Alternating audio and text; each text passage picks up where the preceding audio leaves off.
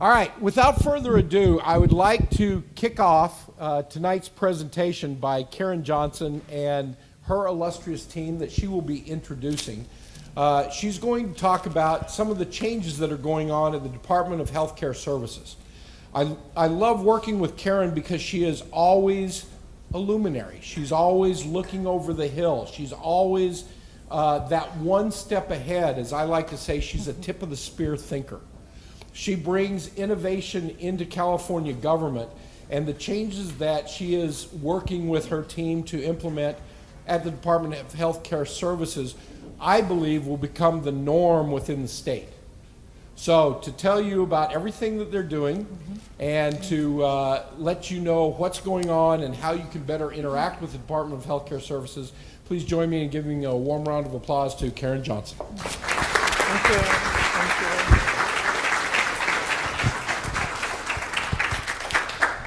So good afternoon, everyone. I am pleased to be here, but first, before I dive into my presentation, I just want to say thank you to public sector partners because, you know, some of the things, the events, the conferences that are really held by your entity and organization, and I know a lot of sponsors are here today that really do sponsor some of those events. It really helps, you know, in terms of our succession planning that we have with our employees. And you know, we've been identified as a high-risk agency, and so what can we do to help build that bench strength? And so forums and conferences that are offered by public sector partners really help, you know, develop our staff and our employees so that we can do some really creative and innovative things. We're here today to kind of talk about Department of Healthcare Services and some of the innovation and projects and things that we're working on. But I also want this to be a very interactive discussion, and so there'll be time for us after we get done going through our presentation that it would be interactive and for you to kind of ask us some tough questions, you know, or things that you're wondering about. You know, perhaps we can shed some information and highlight for you. So definitely want this to be kind of an exchange of information.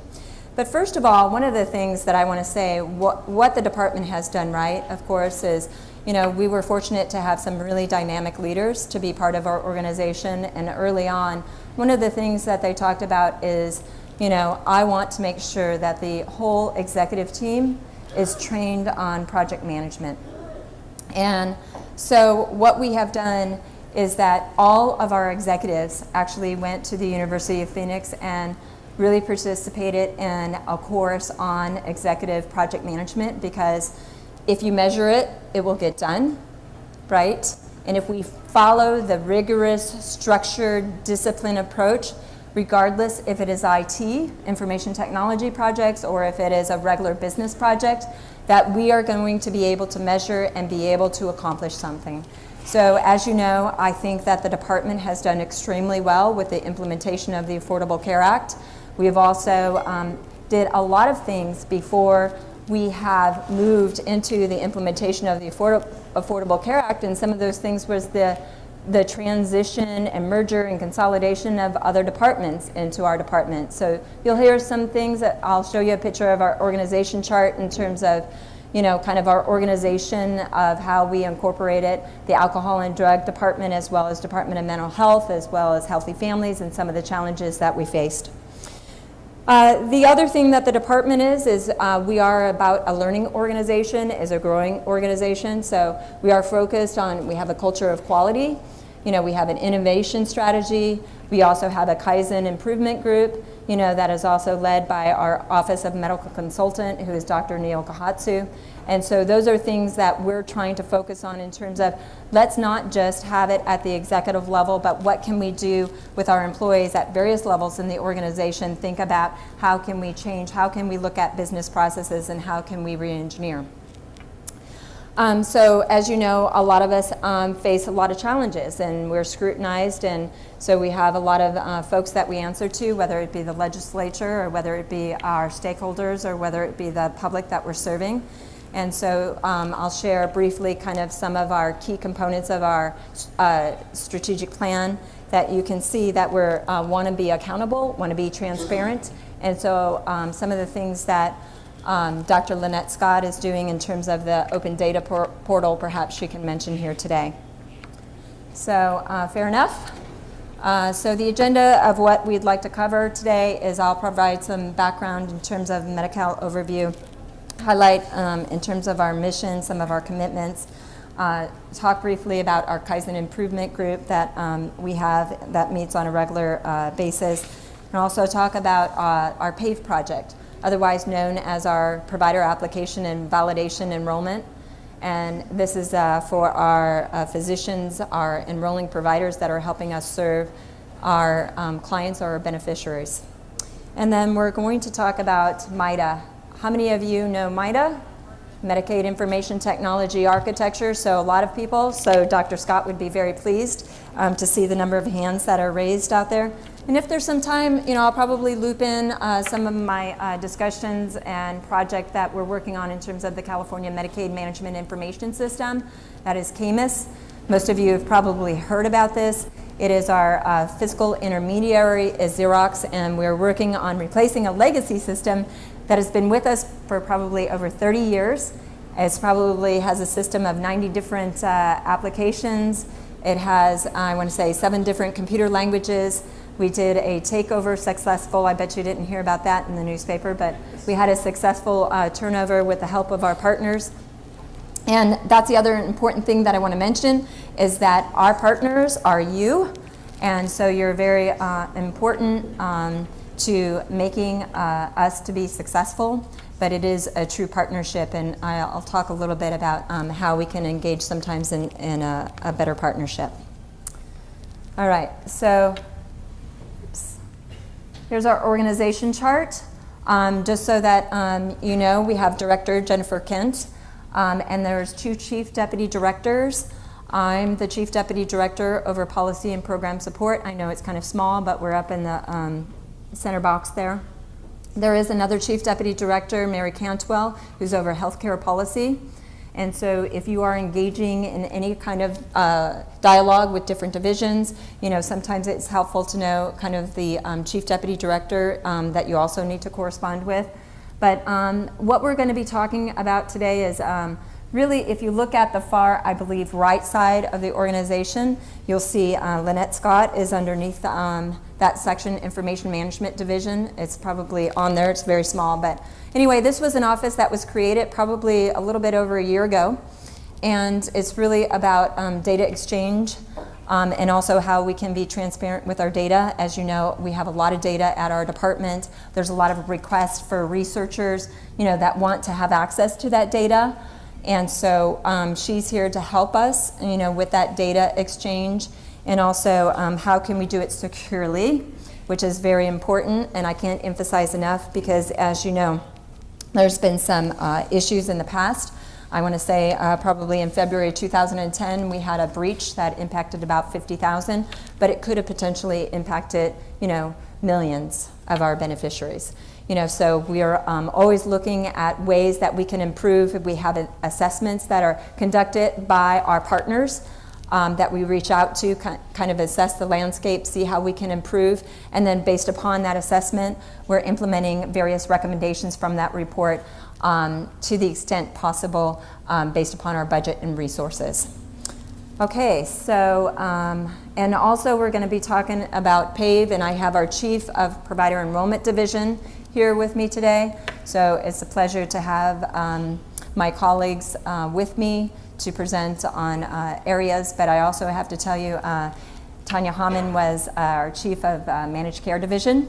So she was responsible for the transition of a lot of our beneficiaries from fee-for-service over to managed care. So she is a true business partner, and plus she's a sponsor, executive sponsor of IT projects. So here's Medi-Cal at a glance. So I've been with the department since May of 2007. I joined the department. We are our probably budget at that time. We were serving about 7 million beneficiaries at the time, and our budget was probably comprised of about $46 billion. So today, our budget is at $98 billion. We thought for sure, may revise, that we were probably going to be approaching 100 billion, but we are at 98 billion. The beneficiaries that are serving today is 12.1 million. The number of enrolled providers is pushing at 135,000. This, of course, is our fee-for-service. And, of course, we have a lot of healthcare plans that we work with. And so when I talk about the average weekly check write, this is our fee-for-service. This is our fiscal intermediary. We are probably processing about $382 million. And I have to tell you, when I called CMS, Center of Medicaid, Medicare Services, when I called them and told them about the progress that we're making in terms of the transition from one vendor to the other at the time we had the re-procurement, I said, we're getting ready to do cutover weekend. Is there any words of advice, wisdom, to me? They said, yes, one thing, Karen. Make sure providers are being paid. So you flip the switch on Friday, you stand it up on Monday. They want to make sure the last thing they want is providers calling their office saying they're not being paid. With $382 million in terms of what is being processed each week, you can imagine the amount of impact if we were not processing those claims to our providers. We also have average monthly capitation payments of $3.3 billion that is going out to our managed care plans. So that's pretty significant. And as you can see, our population, 71% today are in managed care, and our fee-for-service is about 29%. So I want to say fee-for-service is not going away. Okay, there's still going to be a demand in the population. We would not be kind of working on the replacement system if our fee-for-service system was going away. Okay, so need to emphasize that, and there's still significant dollars that are being processed in our fee-for-service.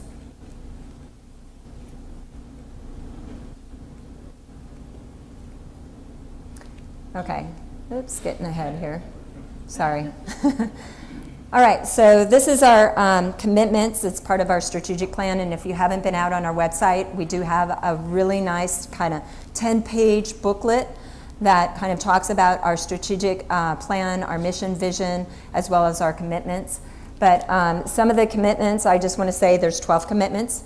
We have 3 categories, and we have 4 commitments in each one of those categories. So the 3 commitments are to the people we serve, and then to the public, and then to our employees.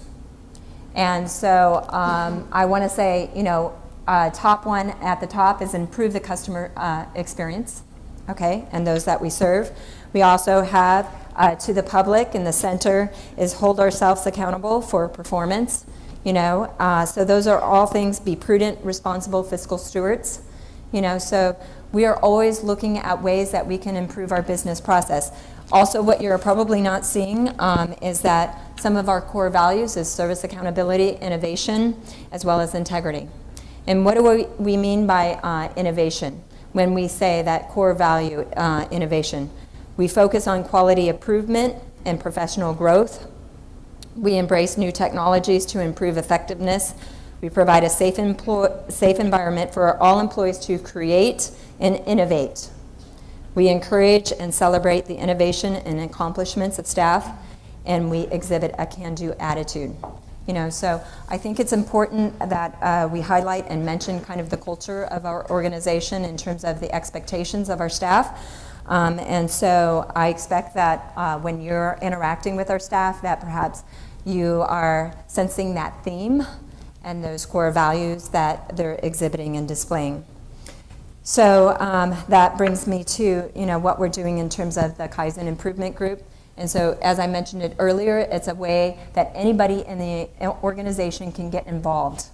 You can be involved if you're an office technician, and you can come to these meetings with executives to bring ideas forward, to share your concerns, because a lot of times people within the organization have great ideas, and it's just a matter of them getting some highlight and then empowering them and engaging them to go out and accomplish those things. So sometimes things could be really simple, or other times they could be a little bit more complex where we need to form task forces and groups, but there needs to be a support behind, the executive office and the director's office that is encouraging that. So years ago, and that brings me to PAVE. Years ago, we have been working on an issue within our provider enrollment division.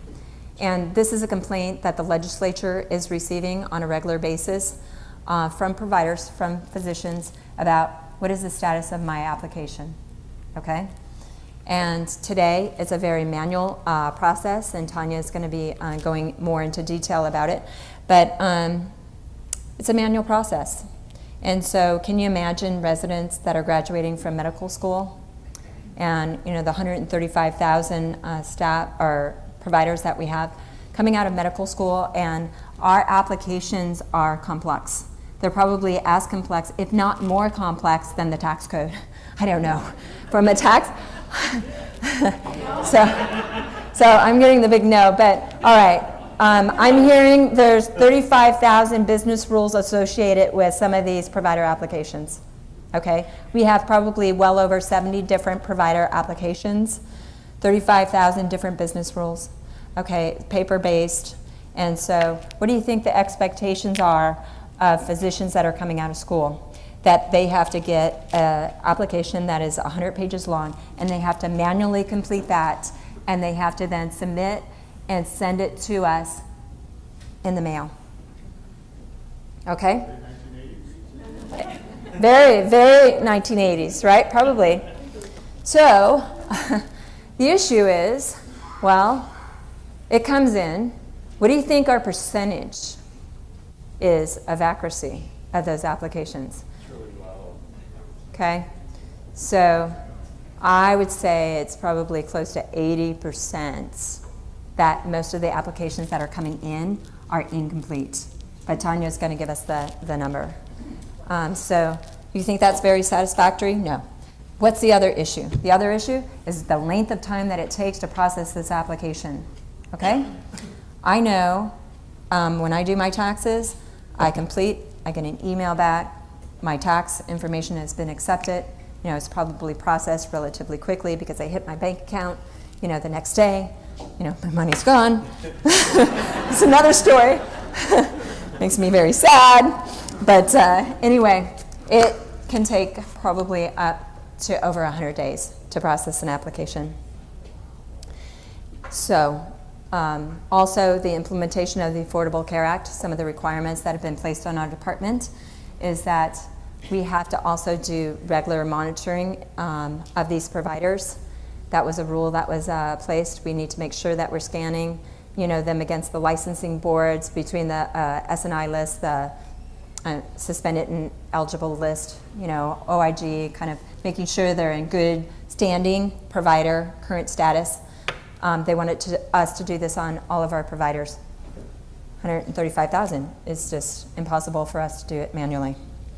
So, the other projects that I want to talk about, and then I'll go into some of the pictures, Chemist transition, as I mentioned earlier. So what has been some of the success factors, okay, of why was that transition successful? I will tell you that our playbook was about 40,000 tasks. Cutover weekend included a playbook of about 4,000 tasks. We had a command center, kind of a war room, probably 2-3 different areas. The other issue is that we held conference calls every 2 hours with the executive kind of leadership steering. But one of the other critical success factors is that the one thing that the team did is that in anticipating that we potentially could run into obstacles, we already made executive decisions on what some of those problems could be, and then what our plan B would be. So that the project director and the team didn't have to say, stop, I need to make some phone calls, I need to assemble the teams, and we need to get everybody on board, and we need to figure out, we need to have this dialogue. They anticipated what those problems were going to be in advance, made executive decisions, and so when they had to make a left turn, they were prepared to make that left turn, and then on that 2-hour check-in time, which also happened during and throughout the night, is that they reported to us that decision and why they had to make a left turn and the problems that they were encountering, okay? The other thing that I have to emphasize in terms of why some of the projects are successful is not one single factor, it's multiple factors, It requires obviously dedicated and competent staff. It requires sponsorship. It requires leadership. And I just want to emphasize the other thing, piece about the leadership and the executive sponsorship. It requires active participation and an active role. The next thing is strong governance, project management discipline, making sure that we have a formal structure, that we have performance measures that we're looking at, that we have a framework document that we've all have aligned and have come together in terms of what we are going to agree that we are going to measure. We also want to have a formal structure that creates for transparency and accountability, asking the questions. And if you're ever in a meeting with me, one of the things that I'm going to be asking is, what does the data say? Okay? Very much about the data. It goes back to probably some of my training. I am a CPA in terms of my background, so I'm going to be asking a question about the data. Also identifying the right data to be looking at, and also making sure that we have solid business requirements, that the team is cohesive, we have strong communication, we have problem solving, and we are centering around those common goals and objectives. But the other thing, I brought some reports here today, that we're always asking lessons learned. So after the department gets done with a particular activity, that we are generating a document and having a discussion and debriefing about those experiences so that we can learn and grow from those particular activities, so that on a go-forward basis, we can improve and have better outcomes as a result. So, and this gets to the partnership with you, and I just want to mention. So I want to say that we have really some honest dialogue with you all, and I hope that you are doing the same with us. And what I mean by that is that if you have identified people that are on the state side, that aren't contributing, that aren't problem solving, that are kind of serving as obstacles and getting in the way, that you need to have those discussions with the project director. You need to be having those discussions with the executive sponsor so that we can appropriately address and make sure, just like we're going to be asking you, that if we have a problem with some of your folks, that perhaps people are being reassigned to where they could be successful. So having some of that honest dialogue is very important, and I can't emphasize enough. And one of the other things that I do with the various projects is that I meet on a regular basis with those, with the private sector, with our partners, to ask, how's it going? And my expectation is that we're having these frank discussions, so that we can kind of clear the path, overcome some of the obstacles, so that we, at the end of the day, can get to the done, right? Because, as you know, we've had some rather criticism of some of the technology projects. It doesn't serve you well, it doesn't serve us well, and it really leaves us hanging in terms of some of the business problems that we need to solve. All right, so let's look at a couple of my pictures that, as a matter of fact, as I explored today, and I went down to the third floor, and I said, show me these walls of paper, that are applications. Now, of course, because of confidential information, I didn't take pictures of the paper, but I did take pictures of, some of the cabinets that are holding paper documents. So this is just one wall. We have several walls lining the provider enrollment division. All the documents have to be locked up. All of them have to be secured. Everything goes in this file at home. Nothing, I mean at night, nothing is actually left unattended, okay? So it goes all in these drawers, and there's thousands and thousands of sheets of paper behind this wall, or in these cabinets. And to me, we need to really look at our business processes and find a new way of addressing this situation. Because my desire is that we're receiving it electronically, and if we build it right, that by the time we get done with asking all the questions electronically and automating, that all of a sudden, by the time it hits our doorstep, that it is more complete, and that we're not looking at 80%, but right now, some of the analysts are picking up the phone because a provider has failed to submit attachment A or attachment B, and they're having to call this provider, and they say, can you submit attachment A, attachment B? Yes, we'll get it to you later today or tomorrow. Hang up the phone, it goes in the file. We check it a week later, they haven't submitted the information. Okay? So now we have to go pick up the file, and we have to call them back. And can you imagine the resources and the time and effort to follow up with the providers? I want to be able to achieve an application on our doorstep that is accurate and complete on day one. And so I believe that this automation solution is going to help drive us there.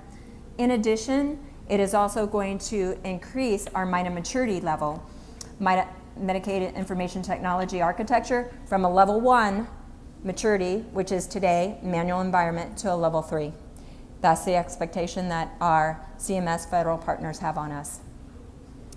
So you can kind of get a sense of some of our files. Also, these are some of the business rules that have been charted out. As you can see, this is not 35,000, but it's kind of a lot. But you know, part of being successful with some of these projects is making sure that you have the right subject matter experts. And I can tell you, one of the things that the state of California, when they go out and they do these re-procurements, that sometimes we're like, thank you, I'm glad you're here. And then perhaps we want to run off to our other meetings, but there still needs to be a level of dedication by the state staff, making sure that we're putting the right resources, and that program is actually making sure they're giving up the right SMEs. So I always tell folks, I want your best and brightest, and I want your folks to be, you know, over on this project and making sure we're building or defining the business rules and we're getting it right the first time. Okay? So with that, I'm going to turn it over to Tanya, and she is going to give you some brief highlights, a little bit more detail of where we're going with PAVE. And then we can have some additional questions during the Q&A section. So Tanya.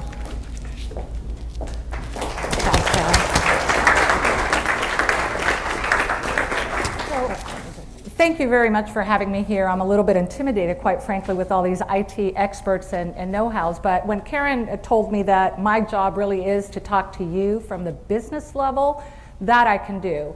And PAVE is really exciting, but I need to walk you back first and give you the picture of why we are where we are and why things are so nuts, as Karen just showed, the paper volume and how it works. But back in the early 90s, everything was great. And a provider could submit one-page application and we were good to go. You're enrolled, you're in the program. However, in about 92, we were hit with a CNN report. It was a big fraud issue that we were having in the department with our providers. We had to take a real good look at what we were doing, and clearly that one pager of, oh, I have a medical license, you're good to go, was not going to be enough. So over time, our program has certainly developed to not only gather the information that we need to make sure that we have the right providers in our program, that they're properly licensed, that they're meeting all of the rules that their licensure or that their facility or clinic has, but also that we maintain a good understanding of our entire business process. So layer upon layer, really, of policies and new forms, and well, this provider has this particular requirement and they have to only supervise, they can't do this. So all of these very specific pieces on the various provider types have developed an application process that is very overwhelming. And I'll go over some of the stats with that, but that is really why we are where we are, which is why we have all of these forms. The disclosure statement that is required under federal law, if you look at it, people are like, huh, what does this say? But truly, we have tried to make it as simple as possible, but while still maintaining all of the required pieces of the federal law. So that alone is very complicated. So thank you, Karen. So these are some of the facts about provider enrollment. I know Karen spoke about the 135,000, but I also counted some new enrollments that we have, which is our ordering, referring, prescribing, which I'll speak to in a bit. But we do have 140,000 enrolled providers. We receive 12 to 1,400 applications per month. Per month. It's not even annual, per month. We have about 70 different provider types, and again, with every provider type, you have different licensing requirements, different expectations, different needs. We have come up with 26 different applications to service the 70 providers that have to come in. Now you can imagine if you have 70 providers but only 26 applications, you have multiple provider types and using the same application. So there's going to be questions there that are not relevant to one provider but are to the other. And that's where much of the incomplete application material comes from, is really not understanding, does this apply to me? Does it not? We also have about 96 different subforms that can be attached to the packet. We do have up to 108 supporting documents that have to be submitted with an application. We have a lot of external enrollments. This is probably something that none of you really know, but provider enrollment, we enroll the fee-for-service side of providers. That's all ranges. We have groups, individual practitioners, we have durable medical equipment, pharmacies, all various types of providers. But we also have sister divisions within our own department and external departments that also have an enrollment function in the Medicaid of providers, Medicaid enrollment. And their component comes back through me via a transmittal. And through the transmittals, as you see there, we receive about 1,200 transmittals. So we do have some requirements for most of our providers that we have to approve and review and process the application within 90 to 180 days. Technically, we're required to make one of 5 actions: approve, deny, remediate, refer, or withdraw at the provider's request. So one of those 5 actions we need to take during that time frame. And again, as Karen already said, it is a paper and manual process. Hold on, Karen, I'm not quite there, but I want to talk a little bit too about, can you go back about this? So this whole component of our workload, again, a manual environment, I want to walk you through how the application actually walks through our process. The application comes in, has to go to a clerical unit who does a logging of the application so we have it tracked, and we issue a notice of receipt. It goes into that file drawer that you saw there, and it sits there by date order. When staff are ready to start reviewing that next batch, they get the file, and the review process, it's not just about that one individual doctor. It is about everybody that is listed on that application.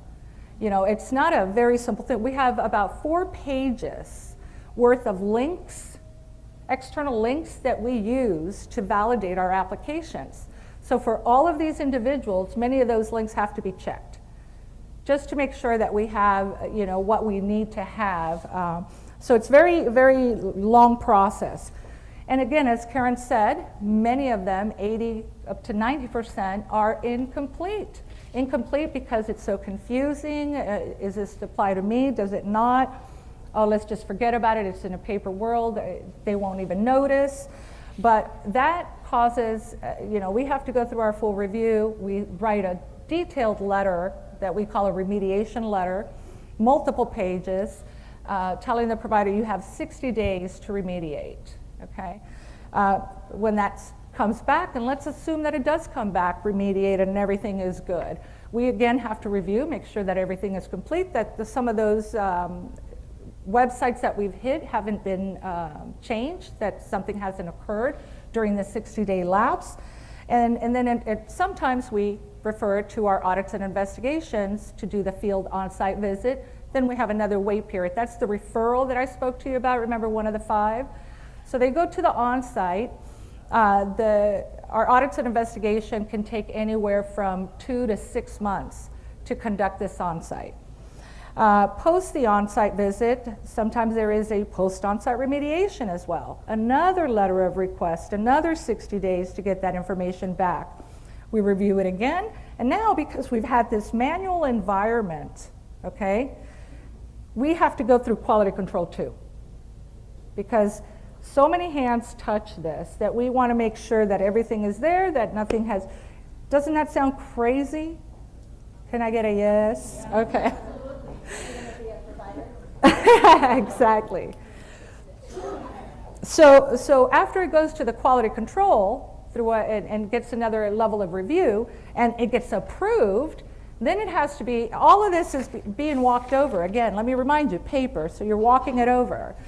And then you go to the provider master file. Yay, we have a system. And that is our claims payment system. Whatever we have in there is what our fiscal intermediary is going to use to validate that it's proper payment. But that information that is held in that PMF, it's very limited to your needed information for the purpose of claims payment. Although we gather all of this information, very little makes it to the system because the system only needs for claims payment. So then we take the entire application and all its supporting documents and we scan it. We scan it. We sit there and we scan and scan. So can you imagine when we have an audit trying to find a piece of paper? So do you feel my pain? Yeah. Thank you.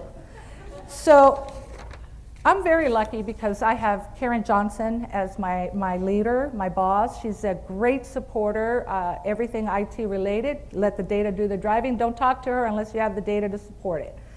So she has said to me, then we had, so besides all this, let me move on down my slide so you could see.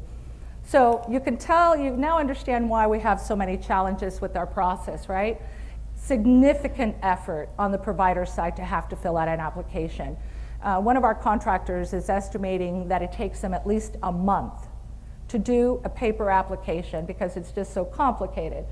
The incomplete submission, see the N missing there, sorry about that, that's my graphic. So we have a high number of incomplete submissions because it's so complicated.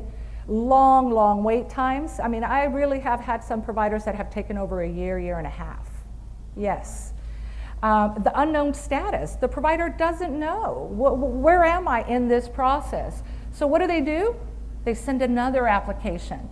What does that do to my process? So it just duplicates and triplicates, and then when an analyst picks up a case, they're having to make sure that another one didn't come in that manual environment. And as a matter of fact, that count that you have, you know, when we do counts to make sure that our inventory is good, literally, I have somebody that twice a week goes through each of those to make sure we have the counts right, because we don't have automated. Obviously, our providers are not happy, right? I wouldn't be either. And it's very, very difficult for as a State Department to oversee it. You know, we are in a hurry to try to make sure that we're controlling our paper, that we're not losing any of the information. PHI is critical. Everything gets locked up. If an analyst is working at her desk and has to go to the bathroom, everything gets locked up. You do not walk away with an application on the floor. And it's resource intensive. All the people that I need for scanning, the people that I need for checking in the paperwork coming in, it's very resource heavy. So then comes the big bombshell, the Affordable Care Act. This is where we were like, I think we have no other choice but to look for the right solution. So with the Affordable Care Act, there is huge changes in the enrollment side of business. The feds are really putting an emphasis on the front-end program integrity of provider enrollment. They want us to collect additional information. Now we need to know who is ordering, referring, and prescribing. So those are the individuals that they don't bill Medi-Cal, they're not known as a renderer, but they can easily do a prescription or do a fill. Now we need to know who they are and start denying claims. If they're a ordering, referring, prescribing provider that has not enrolled with me, the FI is to deny those claims. So now we're new provider that we're trying to bring in to enroll. We're also having to collect the information of managing employees, owners, control interest individuals with 5% or more in that business, and their agents. That includes their social, their driver's license, and then all the checks that we're required to do. We are now collecting fees for the application processing. The feds are letting us charge $553 to screen an application. Believe me, the cost is much higher than that with the on-sites, with the manual work. We're also having to revalidate, the screening levels. The screening levels, now we have a low, moderate, high. A low level is a provider we don't have any issues with, and you do our normal regular screening, which is very detailed. And then the moderate, a little bit higher risk there, we have a mandatory on-site requirement.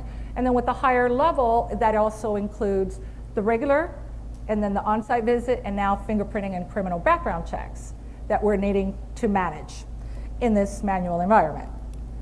We're also required to revalidate all of our 140,000 providers by March 26, 2016. I have to revalidate all of them. We are also required to monitor all of our providers, the 140,000, plus all of their MOCAs. Those are the managing owner controlling interest. We call them MOCAs, yeah. And then our ORPs, ordering, referring, prescribing providers, all of them, we have to monitor them manually. Now, when the ACA first came out, they said, state of California, you have 4 seats at the table to verify in the systems that we're required to check. Literally, 4 people could not go through and monitor 140,000 providers every month. So luckily, after many months of negotiating, they agreed to a data download, and we were able to do it a little bit more manually, but it's still a very manual process to do that. So with that, Karen said, time for change. She says, we need to make some improvements, significant improvements. This is not sustainable. So I want you to reduce the number of everything, really, errors, the reduction of new applications coming in. Let's reduce the time it takes to process any update, address, change of information. If they're just opening it's the same entity, but just opening a new clinic, try to make it a little bit easier. Reduce the number of applications that you have to return as incomplete. I mean, that is really a waste of time for us. And she said, and I want you to have applications processed within 2 to 4 weeks. Well, let's admit it, she started with 2, and I convinced her to at least give me 4. Another thing is the real-time status. Providers not knowing where they're at. They should know where they're at. What information does the state have on me? What do I need to update you on? And also the data accuracy. We don't know who all of our providers really are, to be honest. I mean, we have the 140,000, but there's also, you have your rendering providers that are within, and facility-based providers that we're not capturing today. So this system really is looking to bring all of that in and bring innovation to the state, move us from a paper-based environment to a digital automated situation. Also, I want to speak too about affiliations. With the MOCAs, it is important for us to know who are our providers affiliating with. So moving on to our PAVE system, and these are very simple slides. So that's my staff on the top right corner. They are paving the way for us. Okay, these are big time staff. When Karen said you have to have your SMEs, your subject matter experts, we have so much resource on this PAVE project. I have 2 managers that are full-time, and then I have about 26 staff that are engaged in this. Every morning at 8:30, there's a section and above meeting with all of my managers to talk about the status of PAVE, because it is important. It is important that we as a business partner do what we need to do to feed the IT side of the world and the issues that you guys are having, so we can continue moving down this path. So the portal will generate the application. It will provide a guided assembly to the provider. They will be able to save the information and submit it electronically. They'll be able to attach verifications to their system. As the provider is walking through the application, it will tell them, you need to attach this, and they can do it at that time and attach it. Okay, so it walks them through. There's no longer a question about timing. You know, they will know what is going on. So for the enrollment, they'll be able to validate the data, the supporting documentations. They will be able to, we will be able to open and reject any accounts. We will be able to generate communication with the provider. And then, of course, it'll do our monthly matches. And then the next slide, which is my last slide here, second to last, is really that the portal will provide a guided preparation for the provider. These are the main key points of our automated system. The guided preparation, context-based intelligence, the social collaboration of being able to communicate with the provider directly, the account management, be able to monitor and oversee, meet our federal requirements. And then, of course, security is the key point for us, as well as the ability to be able to do e-signatures. We do wet signatures, we require notarizations, now we will be moving into e-signatures. And then the last one is just the helpful tips. I know that this you guys know, but this has been really crucial. You know, your business partners, and for me is our FI and our contracted partners, we need to have the same vision. If you're going down the wrong path, and I know that this is very common, but this has been really critical. Common vision, common language, speak the same thing. I don't speak the same language as the IT folks do, and that has caused some delays and more time spent in that. Work closely together, openly, like Karen said, transparently. Share your what issues you're having, because we may be able to help, because I'm coming to you for help too. So a good collaboration, and then your committed resources, which also includes your leadership that needs to be your number one champion, and certainly Karen is my champion for PAVE. So that's the end of my piece, and I'd like to introduce to you Dr. Linette Scott, who is our Deputy Director of Information Management Division.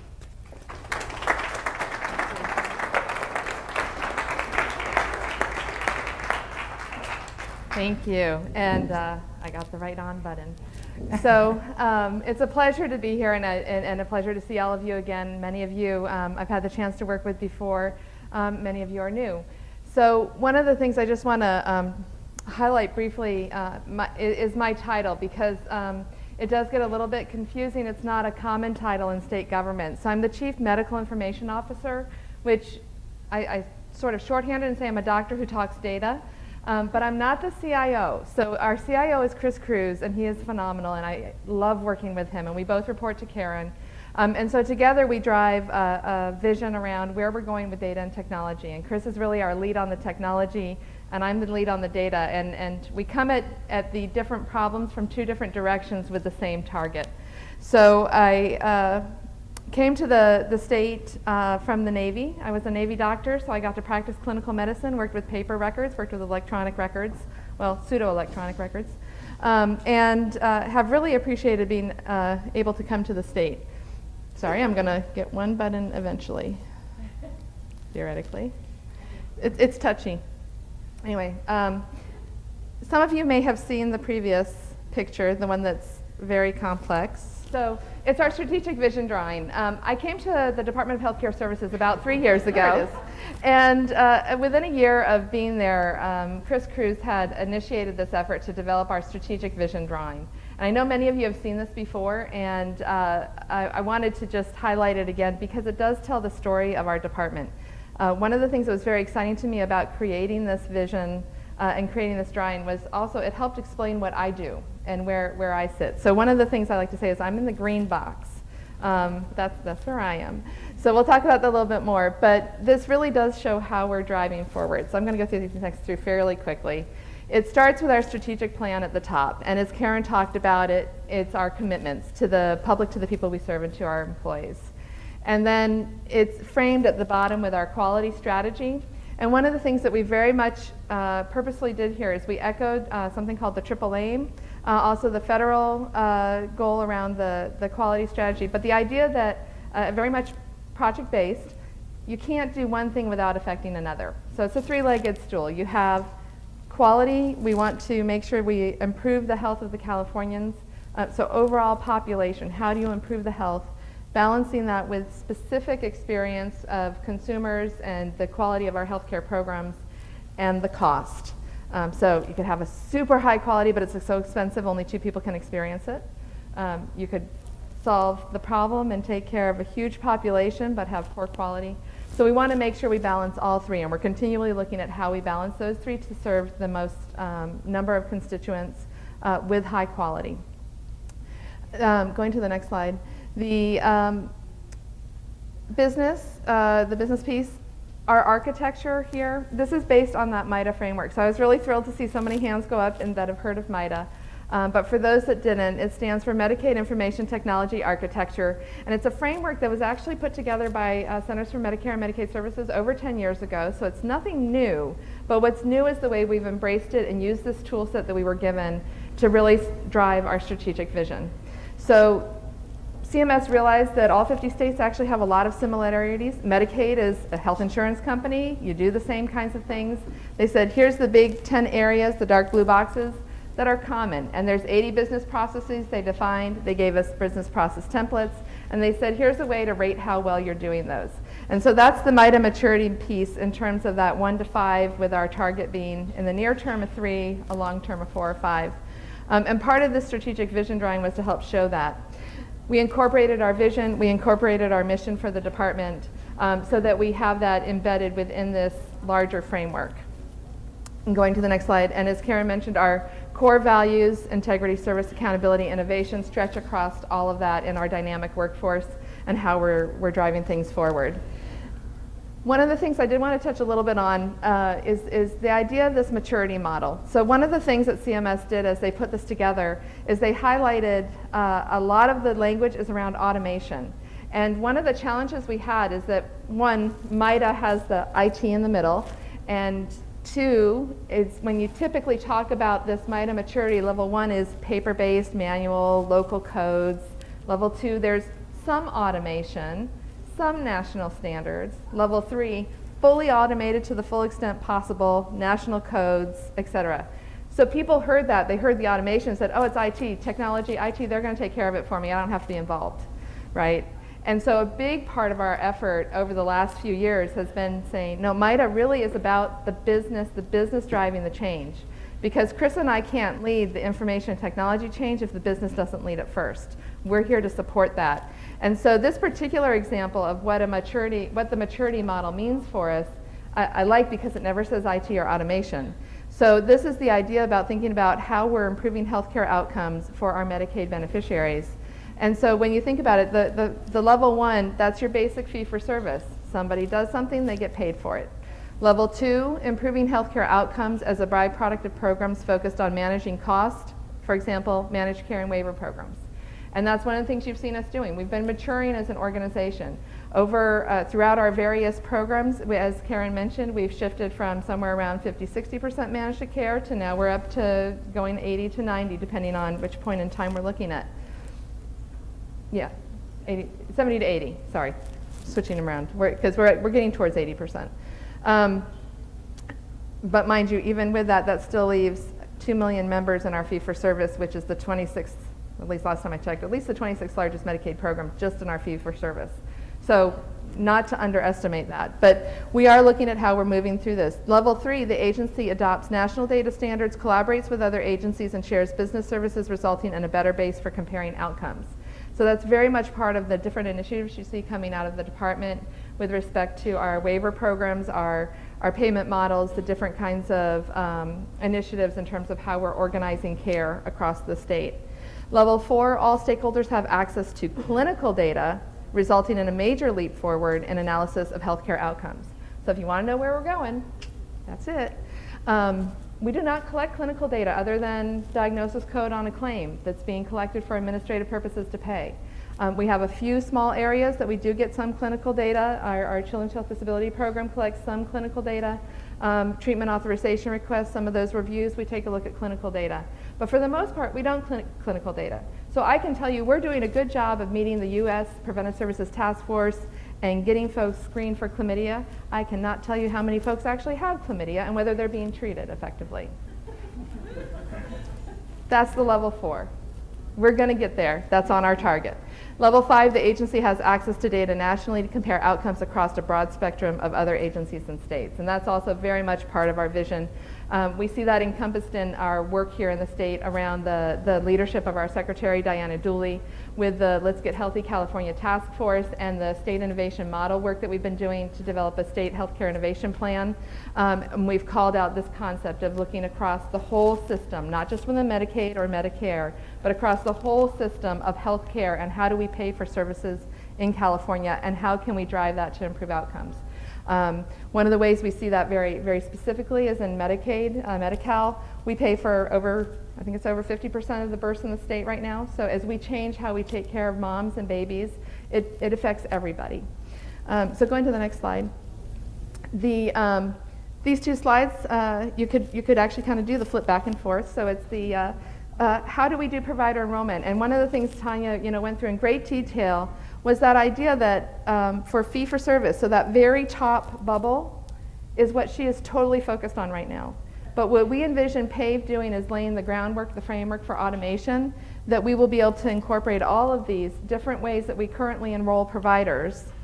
So you notice there's about 10, those are the big buckets, that we can move to this advanced MITA maturity stage that Karen talked about with the level 3, so that we have one process for enrolling that takes into account the different criteria for different types of providers.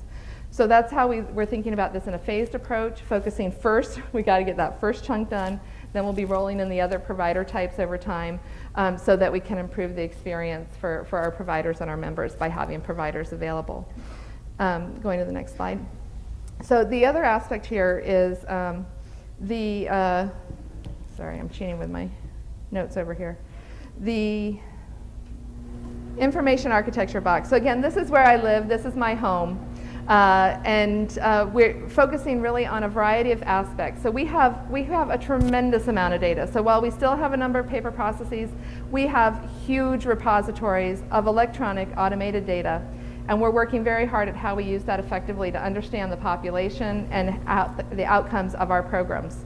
So a lot of the focus is around these different components, data models, data standards, making sure we're on national standards. So that's very much a theme. The idea of starting to drive into this to having a source of truth. Right now, we have a variety of sources of truth in some areas, and we want to drive that towards a central area. So going to the next slide.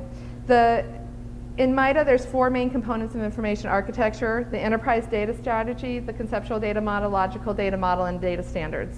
So we have developed an enterprise data strategy. We have completed a conceptual data model. We are almost done with our enterprise logical data model. These are based on our MITA business processes across the department, and we're focused on moving to national standards. So going to the next slide, this is the next really fun picture. It was presented at MESCI last fall. It's our conceptual data model. It's on our public website. There's the link at the bottom. You can get the version that you can read. The color coding matches those different business areas.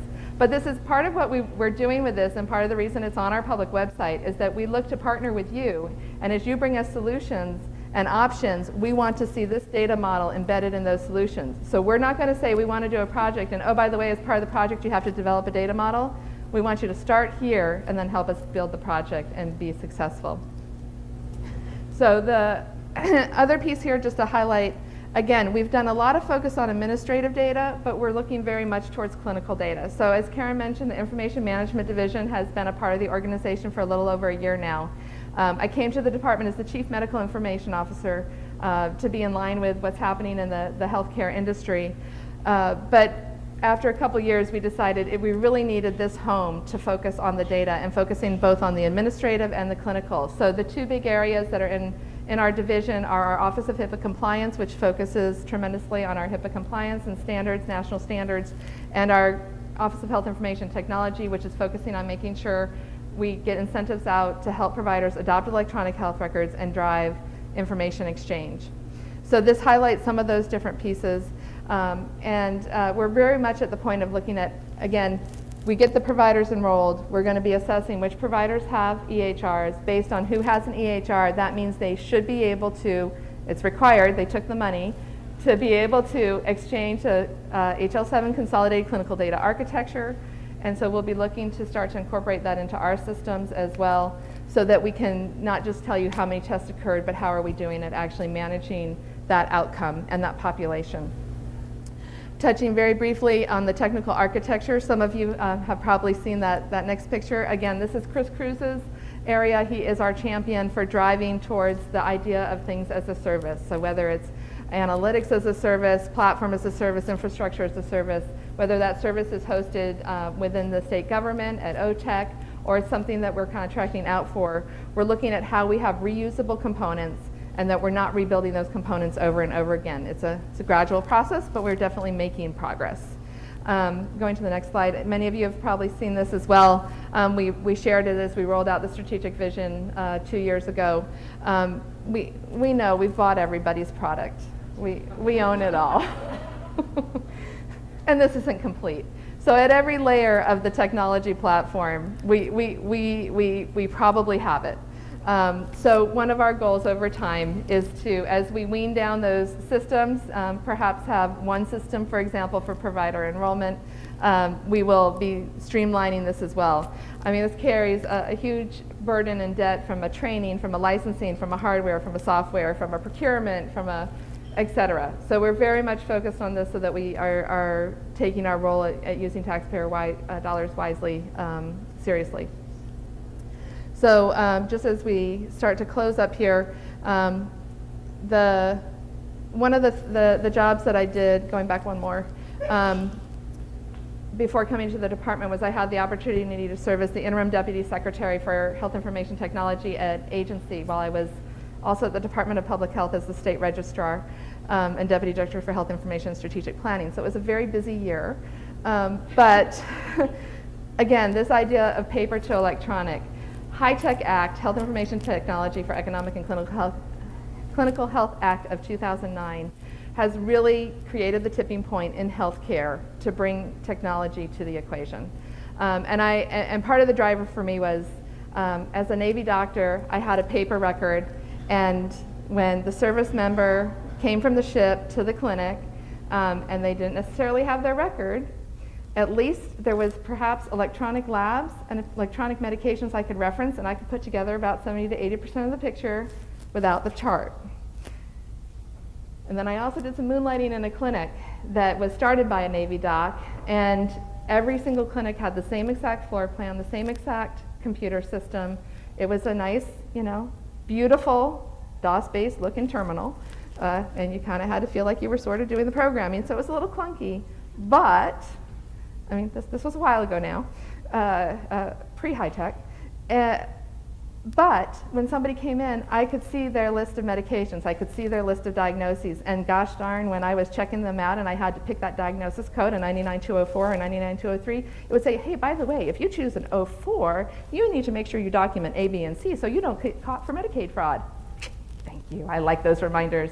I don't want them coming to find me. So the concept of decision support, of technical support that helps us make the decisions to take care of patients and how that gets integrated into the environment. We have lots of things that have gone well. We have things that haven't gone so well, but we are getting there. We have people that are now graduating from medical school that have never touched a paper chart. They're going to expect to use this. We do all of our lives on these phones. We've got to bring it into the healthcare system. You, as a patient and a family member, have the right to your health information on your phone. You should be able to get it. We have an approved planning APD to look at making that possible for our Medi-Cal members. So these are things that are happening. It's required in law under HIPAA. We're all working towards these things, and it's tied directly into our MITA maturity, which calls out the need to move into the clinical data realm, and we're happy to be heading in that direction. We're not there yet, we're heading there. But that's part of our vision. So in terms of sharing, where are we going, what are we looking at? This is the language we're looking to talk with you. HL7, CCDA, information sharing, and if you haven't checked out, I just have to share it, the information blocking report that was released by ONC, just out of curiosity, how many people have seen it? You have your homework. Just Google ONC information blocking. It was required by law at the end of December for this report to be developed for Congress. They released it at the beginning of HIMSS, the major national health IT conference, and it has created a splash. Basically what they've done is they've said, you know what, we've heard what's going on in industry, we've heard what's happened, we've heard that people are perhaps being opportunistic in opportunities to make a few dollars perhaps, and if it is knowing and it is purposeful and it is blocking the exchange of information that needs to be exchanged to take care of our members and our constituents, it is called information blocking, and ONC will work with the AG, OIG, Federal Trade Commission, anybody who has authority to address the issue and make that change. And very quickly we heard vendors dropping fees for certain kinds of data exchange. So things are changing. It's about keeping it safe, and it's about moving it when it needs to move, both sides of the house. So the last couple slides here, and you will get a copy of these slides. They will be made available to you, so I won't read you all of this. We've paid over $1 billion in federal dollars to providers in Medi-Cal, and when you combine that with the federal side, total incentive paid in California, I think that's actually 200, well, let's see. So there's Medicare, Medicare Advantage, and then there's Medicaid. So between that, we've had over 66,000 providers in the state that have received payments, and it's in the billions. So needless to say, lots of federal money, automating our healthcare system, laying the groundwork to transform how we pay so we can drive outcomes for a healthier California. So thank you, and I think our next step is a break.